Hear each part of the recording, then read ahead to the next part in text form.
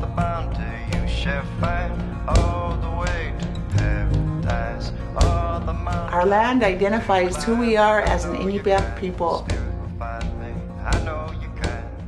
We are so blessed to have fresh water, moose, caribou, berries. Our tundra provides us with traditional medicine that we still use today. Our Iñupiaq values ground us with tradition. These values are passed down from generation to generation, and they help us to connect with not only our land and our people, but also guide us to where we need to go in the future. We hope that these stories will be used to increase awareness about our Iñupiaq way of life and our approaches for how we harvest. Argagiaq.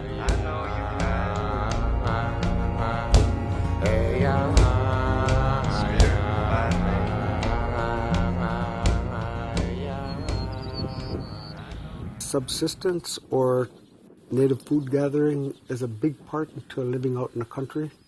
It's our garden. We're harvesting for our breakfast, for our lunch, and for our dinner. And not only that, there's certain times of the year that we're heavily processing and putting food away for our winter use. And for the coastal people, we'll head out on the Kotzebue Sound, roughly about 15-20 miles out, to hunt bearded seal on the pack ice. The caribou, our elders before us had to really understand the animal in order to be able to properly harvest, because back then they were mostly on foot or by dog team. So from their understanding about the animal is allowing that lead caribou to properly, set the path for the group of caribou that's behind it by several days or so. And then once that migration path is established, then you can harvest as much caribou as you'd like, because they do tend to follow that first group of caribou. When you shoot the animal, you thank the Great Spirit in your mind. You don't have to say it out loud for giving that animal to you, or you also thank the animal for giving himself to you or herself to you. I don't shoot at a crowd of animals. I always try to split them apart so that you target one animal, so that you don't kill other animals unnecessarily. And then once you do the butchering, you treat that animal with respect. The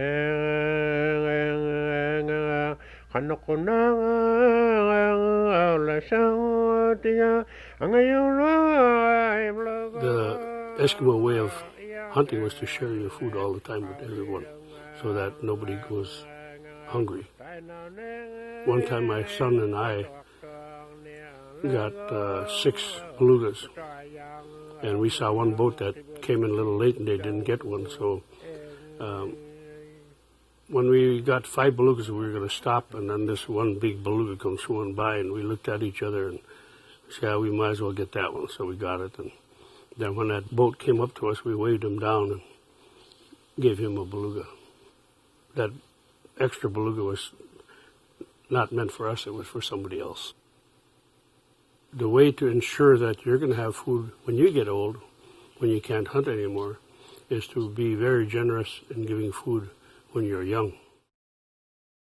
Your first catch of whatever it is, if you go out and hunt a caribou for the first time, you share that with an elder. You don't keep it for yourself.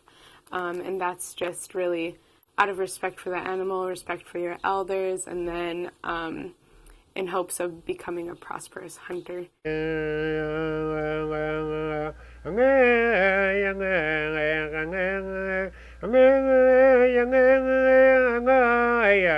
Argagiaq, it resonates from your spirit. Ariga is good, teku is thank you. So anything good, like when you hug somebody, you can feel the spirit. It's like ariga. You can feel an aura. Anytime an elder say ariga teku sikoraq, I embrace it, I feel it, I love it, and then it's my job to share it with other people. There were a certain connection between respect and spirituality.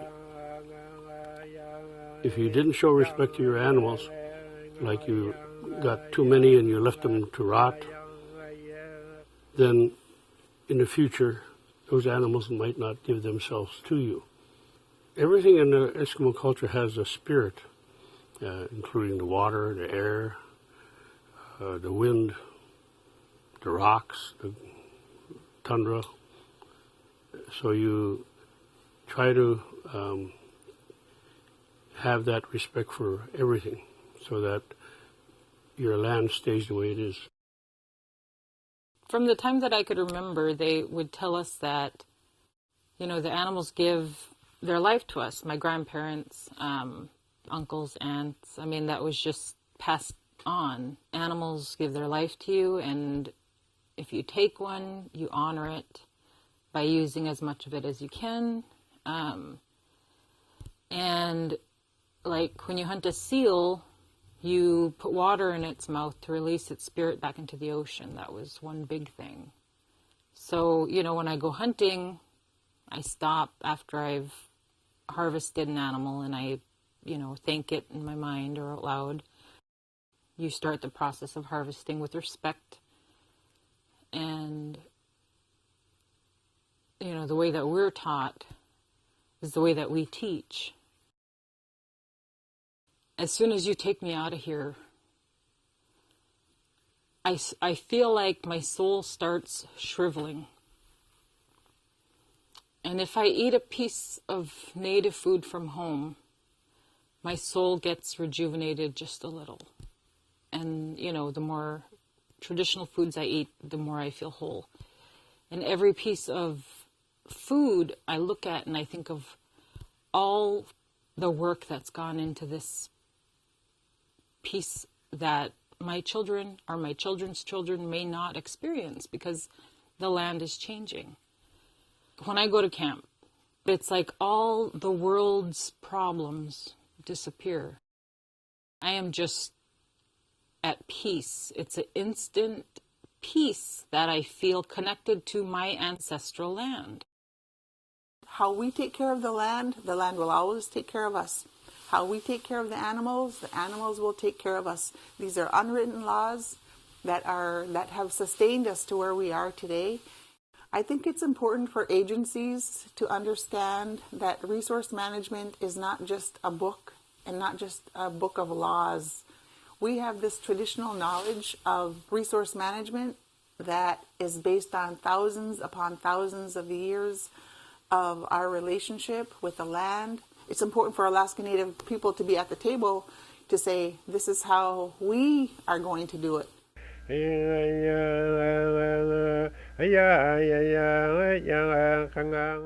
the superintendent at Western Arctic National Parklands in Northwest Alaska. Subsistence and the tradition of subsistence hunting are both a natural resource and a cultural resource. And the Park Service, their mission is to preserve cultural and natural resources. It's doubly important to me as an Iñupiaq person to manage these lands successfully so the traditions of my people can continue. I do see myself as a liaison between the federal government and the tribes, mainly because I'm a local person, and so just being a local person allows people to trust you a little bit more.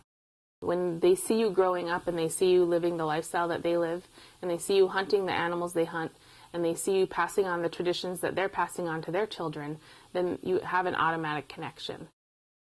One of the sayings that we say is, I walk in two worlds with one spirit. I can say that I'm walking with one foot in my past, teaching my children how to pull caribou tendons, dry them, use it as sinew, and make mucklucks out of the leggings from the caribou. And I can go into a meeting in Washington, D.C. and explain why it's important to continue those traditions. I work with the Subsistence Resource Commissions for Cape Krusenstern National Monument and for Qupatquq Valley National Park. They have helped me learn a lot about subsistence uses and subsistence rights and their ideas of stewardship about the land.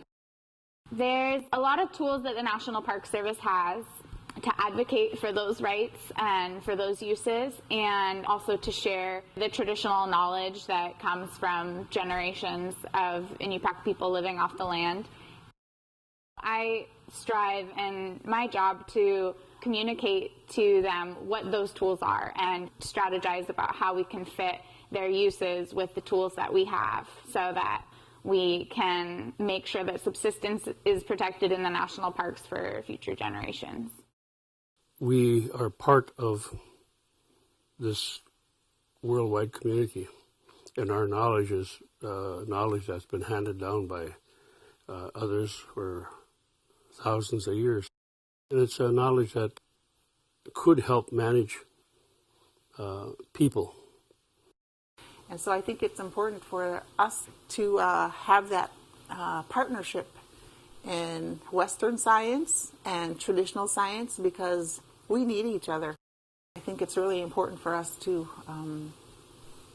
just walk in each other's shoes and accept each other and look at the strengths that we all have to offer, so we could have a better product at the end. And at the end, the better product is always about land or fish or caribou, you know, and we want to have that for generations to come.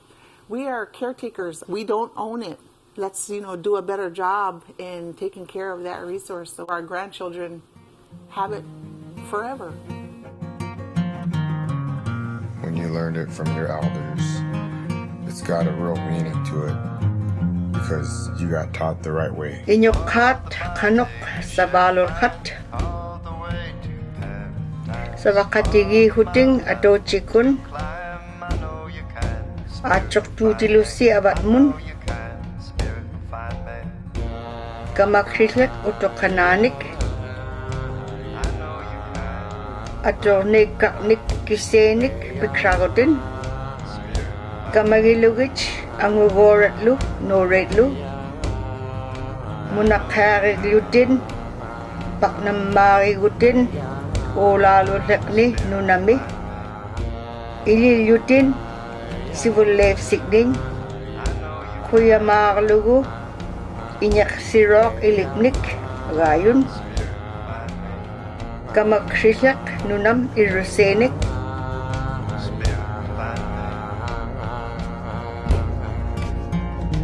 See, when I drum and when I sing for you, I give my 100%.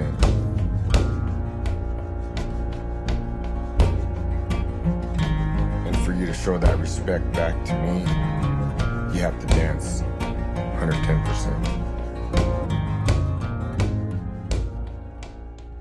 Argagiaq